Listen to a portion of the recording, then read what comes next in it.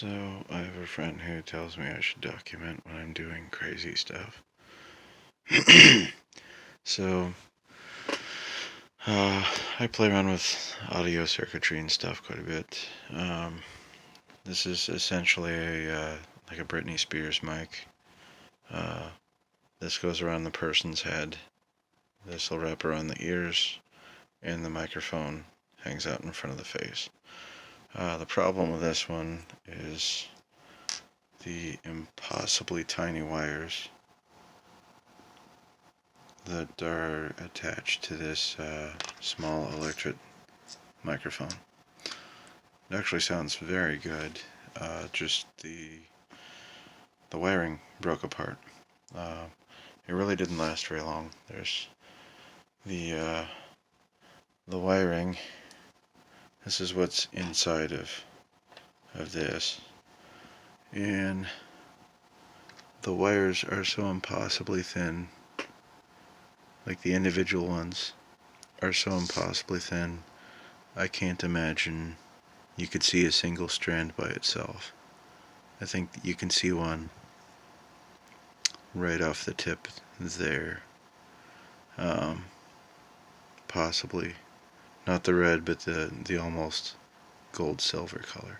That's next to my finger. I mean, so that's a pretty good scale of just how small it is. Ooh, actually, this part over here. There we go. There's two single strands. So, just very fine hair-like wires.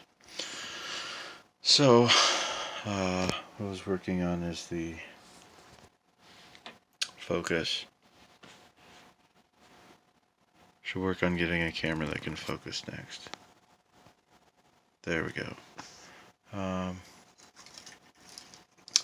So, here's the other one I disassembled. I realized the cavity inside was considerably larger than this little black wire, and that I could fit this in it. And this orange stuff is sort of a twisted pair, twin lead. It came out of a Ethernet cable, category 5.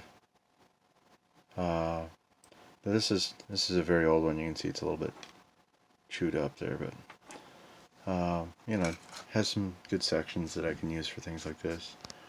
And it's actually a solid core wire, and a solid copper. So signal integrity should be good. Copper material though does something called work hardening. So when it flexes around, not to get too deep into metal chemistry, but at an atomic level almost, if you flex copper around, especially if it's happening quickly, at a microscopic level, there are tiny pockets of friction and what they call metal fatigue. The atoms are being smashed and pulled apart and pulled past each other, and there's friction going on there, and that generates heat. And it's not a lot of heat, but when it's in when it's in a very small area like that, you have a lot of comparatively a lot of heat that's in a very small area and hasn't dissipated out as warmth yet. While it's sitting there, it changes the metal chemistry, and it becomes brittle. And so if it's being flexed around a lot, the next time it's being flexed, those brittle parts don't want to move. And when they do eventually move, they tear apart. And that's why you wind up with things breaking. So I'm not sure what to do about that with this. I mean, breakage may be an issue, more likely. But at least I can get it working again. And that's the important thing, is taking broken things and making it work again.